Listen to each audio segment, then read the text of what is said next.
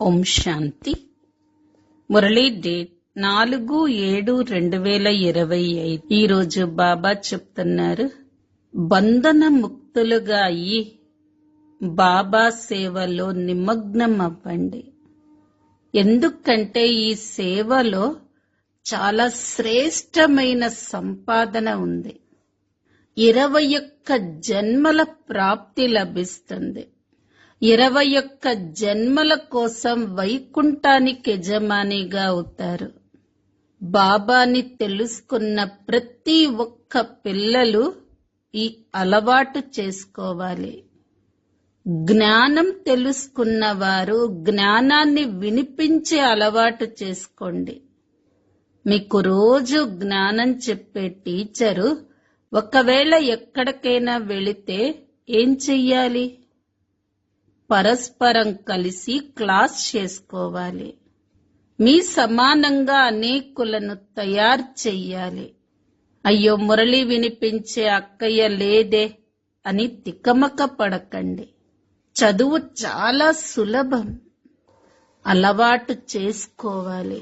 ఏమలవాటు? జ్ఞానం వినిపించేటటువంటి అలవాటు. ఈర్ష్య, ద్వేషము, ఇటువంటి పాత అలవాట్లొద్దు. వీటిని వదలండి. పరస్పరం చాలా ప్రేమగా కలిసిమెలిసి ఉండండి. ఈర్ష్య వల్ల చదువు వదలకూడదు. ఈ పాత శరీరంపై అభిమానం తొలగించండి.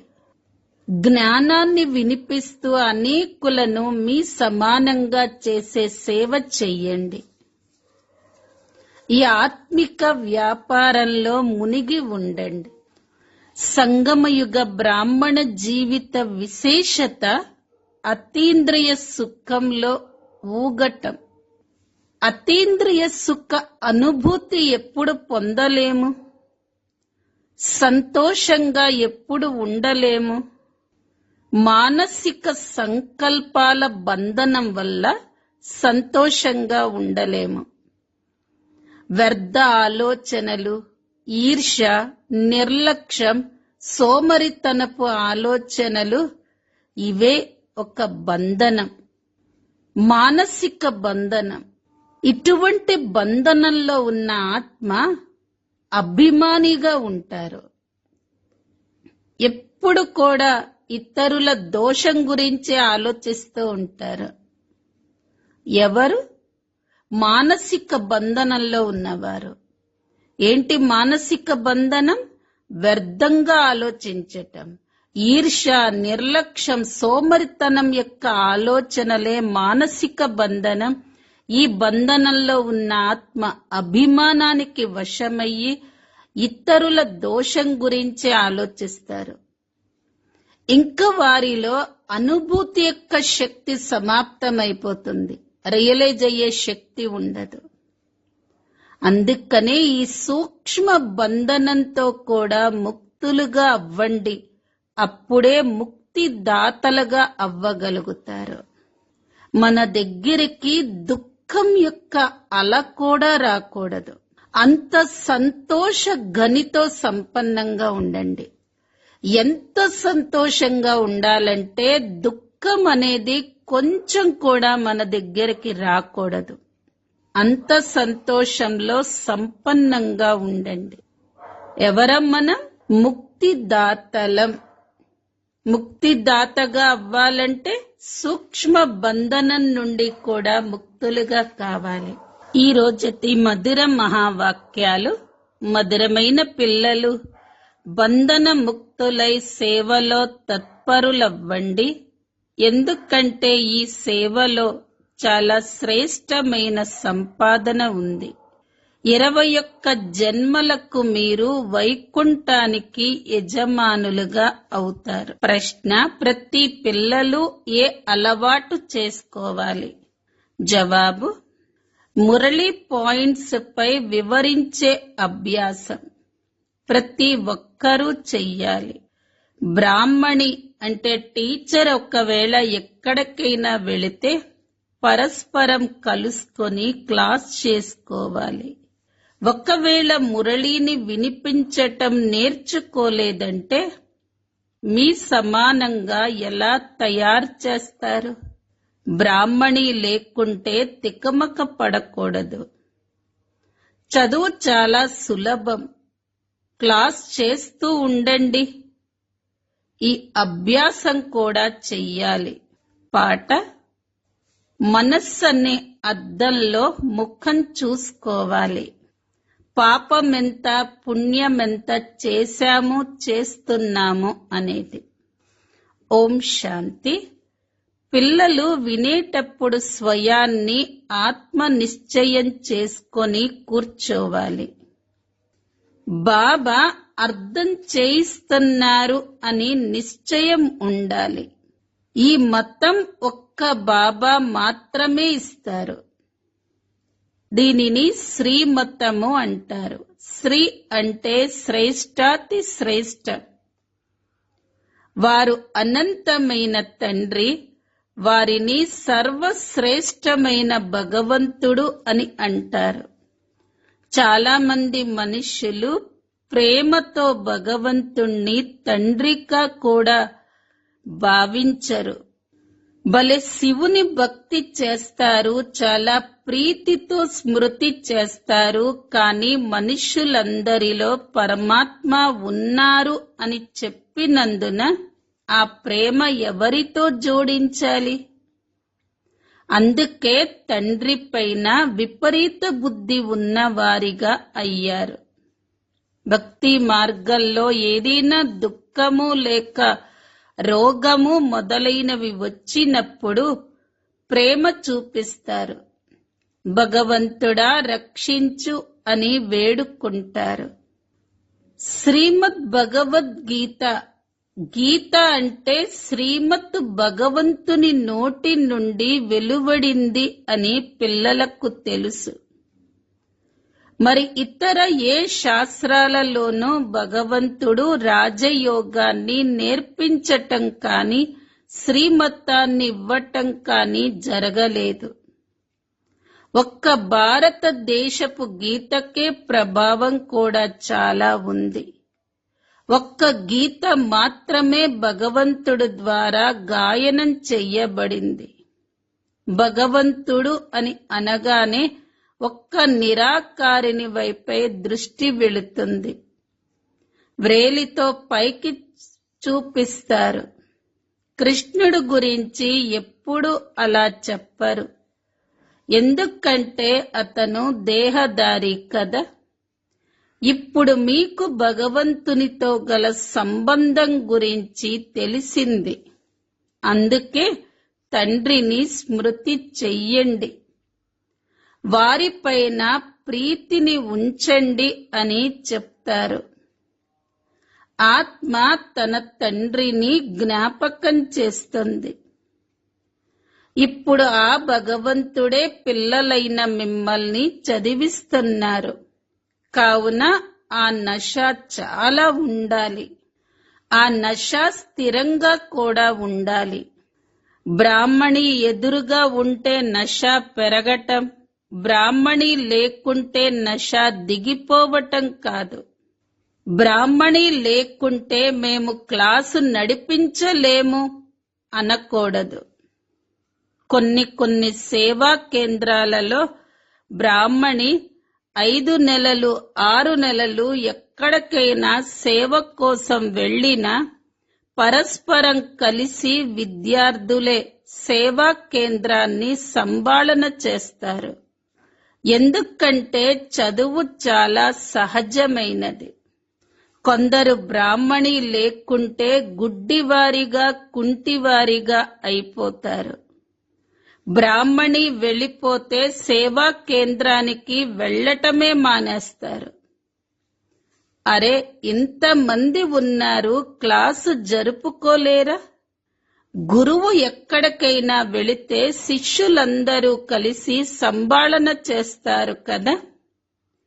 పిల్లలు సర్వీస్ చెయ్యాలి. విద్యార్థులు నెంబర్ వారీగా ఉండనే ఉంటారు. ఫస్ట్ క్లాసుగా ఉన్న వారిని ఎక్కడకు పంపాలో బాప్ దాదాకు తెలుసు. పిల్లలు ఇన్ని సంవత్సరాలు నేర్చుకున్నారు, కొద్దిగానైనా ధారణ జరిగి ఉంటుంది కనుక పరస్పరంలో కలిసి సేవా కేంద్రాన్ని నడపండి. మురళి ఎలాగైనా లభిస్తుంది. పాయింట్ల ఆధారం పైననే చేయిస్తారు. వినే అభ్యాసమైన తర్వాత వినిపించే అభ్యాసం అవ్వటం లేదు. స్మృతిలో ఉంటే ధారణ కూడా జరుగుతుంది. సేవా కేంద్రంలో టీచర్ సేవ కోసం వెళ్ళినప్పుడు మేమే సంభాళన చేసుకుంటాము అని చెప్పేవారు కూడా ఉండాలి. బాబా బ్రాహ్మణిని సేవా అర్థంగా ఏదైనా మంచి సెంటర్కు పంపిస్తారు. బ్రాహ్మణి లేకుంటే తికమక పడకూడదు. బ్రాహ్మణి సమానంగా అవ్వకుంటే ఇతరులను మీ సమానంగా ఎలా తయారు చేస్తారు? ప్రజలను ఎలా తయారు చేస్తారు? మురళి అయితే అందరికీ లభిస్తుంది. మేము సింహాసనంపై కూర్చొని అందరికీ అర్థం చేయించాలి అని పిల్లలకు సంతోషం ఉండాలి. అభ్యాసం చేస్తే సర్వీస్ యోగ్యులుగా అవుతారు. సేవ యోగ్యులుగా అయ్యారా అని బాబా అడుగుతారు. సర్వీసు ఉంది అని చెప్పినా ఎవ్వరూ రారు. సేవ కోసం సెలవు పెట్టాలి. సేవ కోసం ఆహ్వానం వస్తే సెలవు తీసుకొని అక్కడకు వెళ్ళాలి. ఎవరు బంధనముక్త పిల్లలుగా ఉంటారో వారు అలాంటి సేవ చెయ్యగలరు. ఆ ప్రభుత్వం కంటే ఈ ప్రభుత్వంలోని సంపాదన చాలా శ్రేష్టమైనది. భగవంతుడు చదివిస్తున్నారు. దీని ద్వారా మీరు 21 జన్మలకు వైకుంఠానికి అధికారులుగా అవుతారు. ఎంత గొప్ప సంపాదన! లౌకిక సంపాదన ద్వారా ఏం లభిస్తుంది? అల్పకాలిక సుఖం. ఇక్కడ విశ్వానికి అధికారులుగా అవుతారు. ఎవరికి పక్కా నిశ్చయం ఉంటుందో వారు మేము ఈ సేవలో మునిగిపోతాము అని అంటారు. కానీ పూర్తి నశ ఉండాలి. మేము ఎవరికైనా అర్థం చేయించగలమా అని పరిశీలించుకోవాలి. వాస్తవానికి ఇది చాలా సులభం. కలియుగంతిమంలో ఇన్ని కోట్ల మంది మనుషులున్నారు. సత్యుగంలో తప్పకుండా చాలా కొద్ది మందే ఉంటారు. దాని స్థాపన కోసం తండ్రి తప్పకుండా సంగమ యుగంలోనే వస్తారు. పాత ప్రపంచం తప్పకుండా వినాశనం అవ్వాలి. మహాభారత యుద్ధం కూడా ప్రసిద్ధంగా ఉంది. భగవంతుడు వచ్చి సత్యుగం కోసం రాజయోగాన్ని నేర్పించి రాజాది రాజులుగా చేసే అప్పుడే ఇది జరుగుతుంది.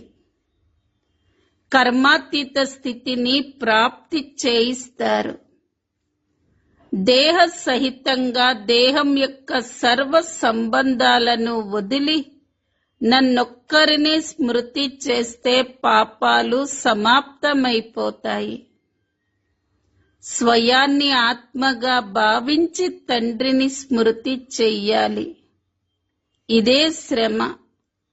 యోగానికి అర్థం ఒక్కరికి కూడా తెలియదు. బాబా అర్థం చేయిస్తున్నారు. భక్తి మార్గం కూడా డ్రామాలో రచింపబడి ఉంది. భక్తి మార్గం నడవనే నడవాలి. ఆటంతా జ్ఞానం, భక్తి, వైరాగ్యాలపై తయారై ఉంది. వైరాగ్యం కూడా 2 రకాలుగా ఉంటుంది. ఒకటి హద్దు వైరాగ్యం, రెండవది బేహద్ వైరాగ్యం. ఇప్పుడు పిల్లలైన మీరు పూర్తి పాత ప్రపంచాన్ని మర్చిపోయేందుకు పురుషార్థం చేస్తారు. ఎందుకంటే మనమిప్పుడు శివాలయానికి పావన ప్రపంచంలోకి వెళుతున్నామని మీకు తెలుసు. మీరందరూ బ్రహ్మ కుమారీలు, సోదరి సోదరులు. మీకు వికారీ దృష్టి ఉండకూడదు. ఈ రోజుల్లో అందరి దృష్టి వికారమైపోయింది. తమో ప్రధానం కదా, దీని పేరే నరకం. కానీ తమను తాము నరకవాసీలుగా భావించరు. స్వయాన్ని గురించి తెలియదు కనుక స్వర్గ నరకాలు ఇక్కడే ఉన్నాయి అని భావిస్తారు. ఎవరి మనస్సులో ఏమొస్తే అది అనేస్తారు. ఇదేం స్వర్గం కాదు.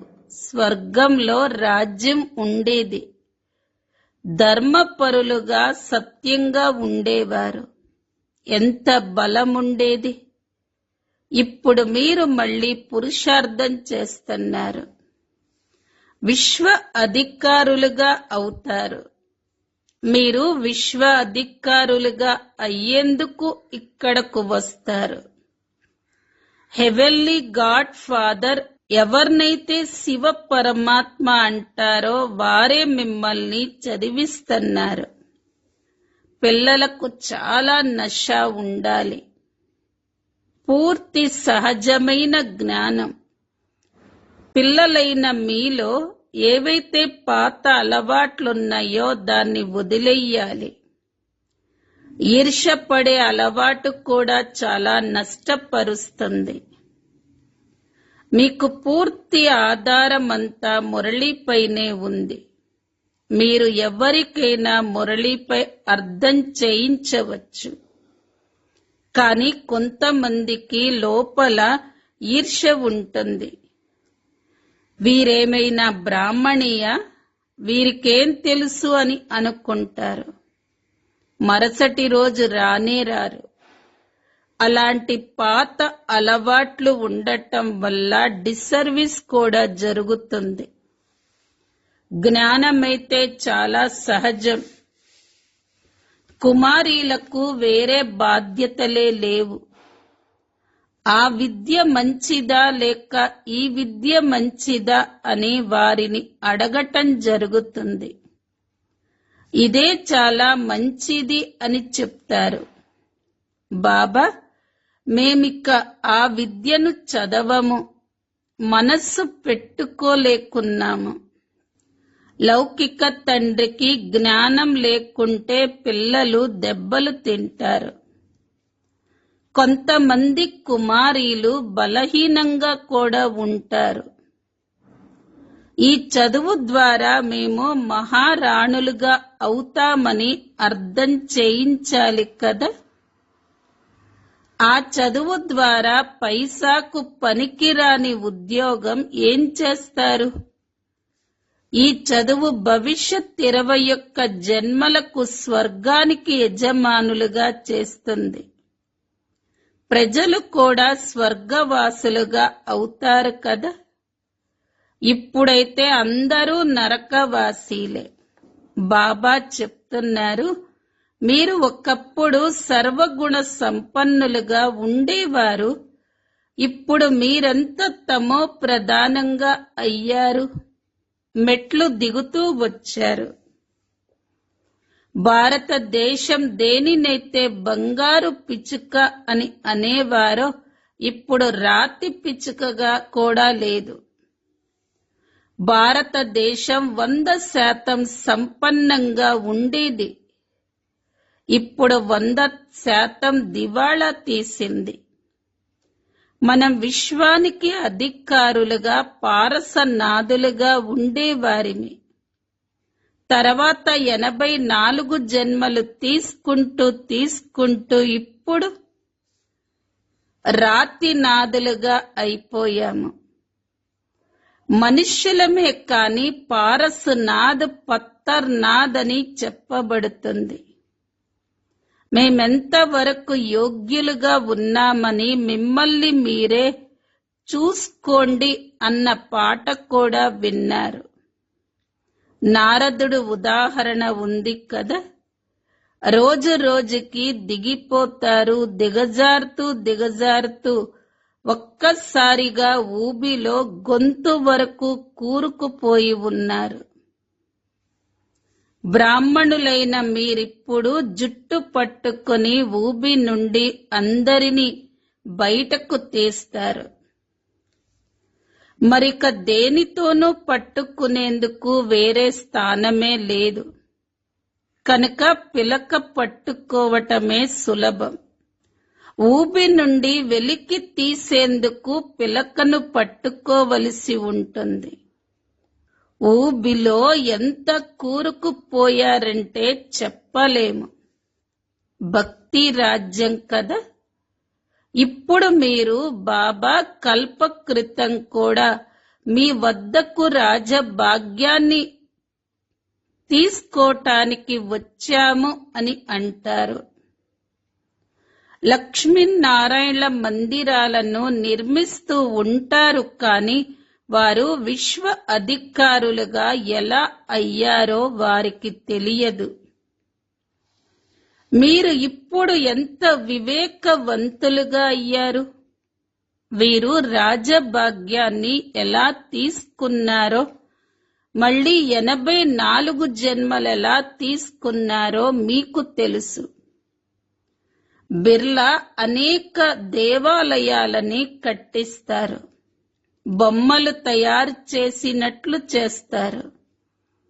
చిన్న పిల్లలు చిన్న చిన్న బొమ్మలను తయారు చేస్తే వీరు పెద్ద పెద్ద బొమ్మలను తయారు చేస్తారు. చిత్రాలను తయారు చేసి పూజిస్తారు. వారి కర్తవ్యమేమిటో తెలియకుంటే అది బొమ్మల పూజే కదా.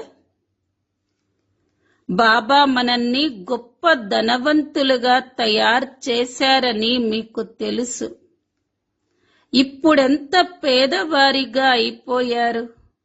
ఎవరైతే పూజ్యులుగా ఉండేవారో వారే ఇప్పుడు పూజారులుగా అయ్యారు. భక్తులు భగవంతుడు గురించి మీరే పూజ్యులు, మీరే పూజారీలు అంటారు. మీరే సుఖాన్నిస్తారు, మీరే దుఃఖాన్నిస్తారు, అంతా మీరే చేస్తారు అని అంటారు. వారు ఇందులోనే సంతోషపడతారు. ఆత్మ నిర్లేపి ఏమైనా తినండి, తాగండి, జల్సా చేసుకోండి, శరీరానికి అంటుతాయి అని అంటారు. అది గంగా స్నానం ద్వారా శుద్ధమైపోతుంది. కానీ ఆత్మకు ఏమీ అంటదు అని అంటారు. ఏం కావాలన్నా తినండి, ఎన్నో ఫ్యాషన్లున్నాయి. ఎలా అలవాటు చేస్తే అలా జరుగుతూ ఉంటుంది అని కూడా అంటారు. ఇప్పుడు బాబా చెప్తున్నారు, ఈ విషయ సాగరం నుండి ఇప్పుడు శివాలయానికి వెళ్ళాలి. సత్యుగాన్ని క్షీర సాగరము అంటారు. ఇది విషయ సాగరం. మనం 84 జన్మలు తీసుకుంటూ పతితులుగా అయ్యామని మీకు తెలుసు. అందుకే పతిత పావనుడైన తండ్రిని పిలుస్తారు. మనుషులు సులభంగా అర్థం చేసుకునేందుకు మన చిత్రాలున్నాయి. మెట్ల చిత్రంలో పూర్తి 84 జన్మల వృత్తాంతం ఉంది.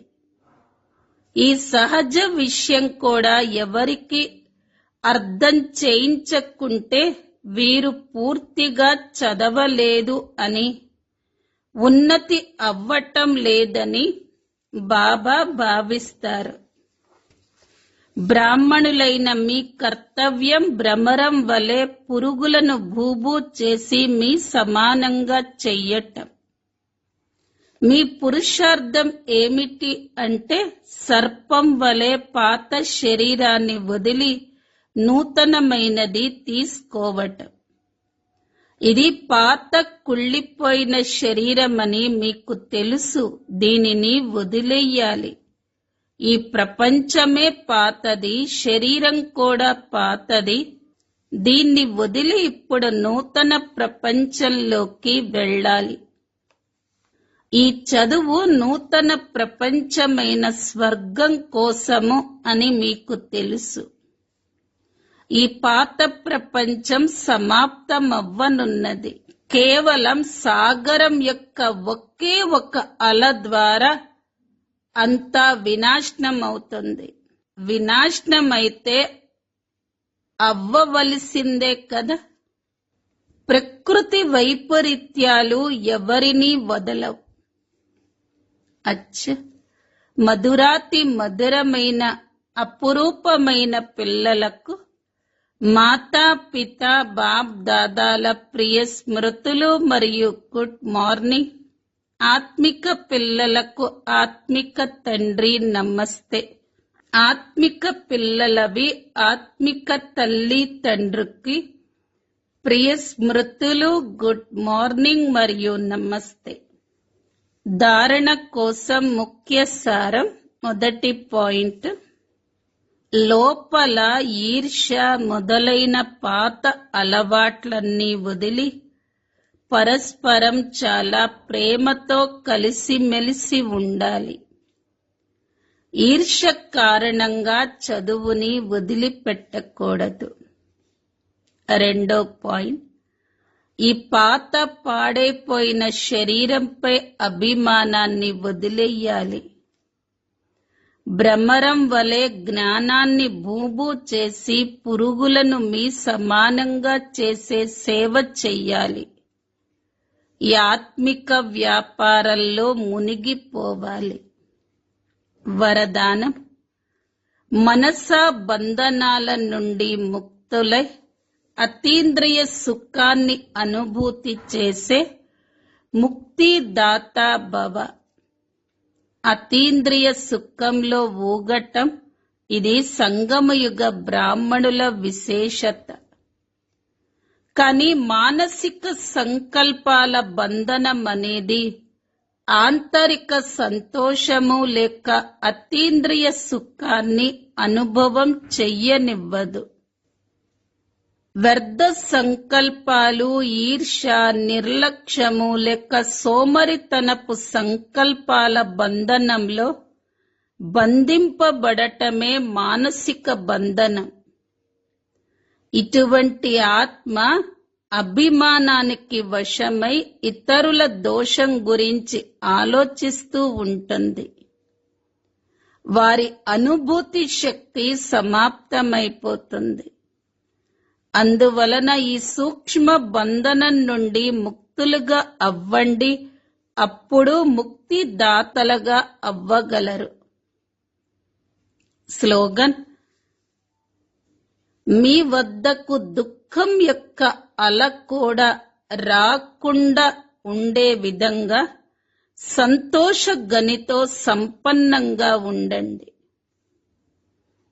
అవ్యక్త ప్రేరణ పాయింట్, సంకల్పాల శక్తిని జమ చేసుకోండి. శ్రేష్టమైన సేవకు నిమిత్తంగా అవ్వండి. ఏదైనా శ్రేష్ట సంకల్పం అనే బీజాన్ని ఫలీభూతం చేసేందుకు సహజ సాధనం ఒక్కటే.